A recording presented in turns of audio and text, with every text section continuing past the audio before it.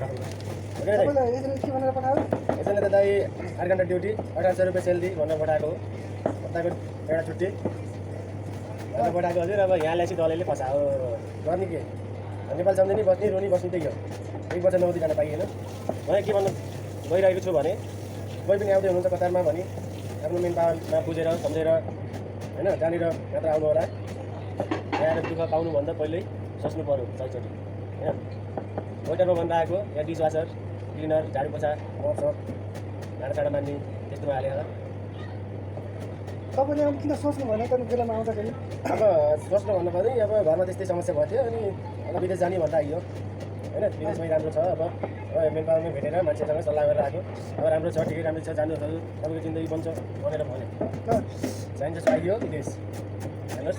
त्यसपछि सिधै मलाई लिएर त भाँडा धुने हो भाइ काम गर्ने हो बरु भन्छ के गर्ने। अब 2.5 लाख रुपियाँ दिएर आएको मान्छे अब काम त गर्नु पऱ्यो सर परेन र अब चाहिँ जस्तो मन चाहिँ अब भाँडा मान्ने निर्णय चाहिँ गरेँ हजुर अब 2.5 लाख रुपियाँ दिनु पऱ्यो। अब 7-8 महिना भयो आएको अहिलेसम्म टेन्सन पुग्यो होइन। अब आफूले तरकारी खानु पऱ्यो घरमा बुढाबुढी छन् बच्चा बच्ची छन् होइन। अब आमा बाबा सबैलाई हेर्नु पऱ्यो। तपाईँको 1200ले हुन्न हजुर 1000 रुपियाँ बस्ने हो 200 रुपियाँ यताउति गर्दा भइन्छ। 1000 रुपियाँको नेपालमा तपाईँको 3600 36,000 29,000 हुन्छ।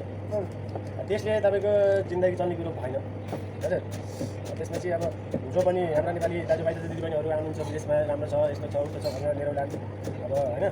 त्यस्तो कुरामा ध्यान दिनु पऱ्यो अब होइन।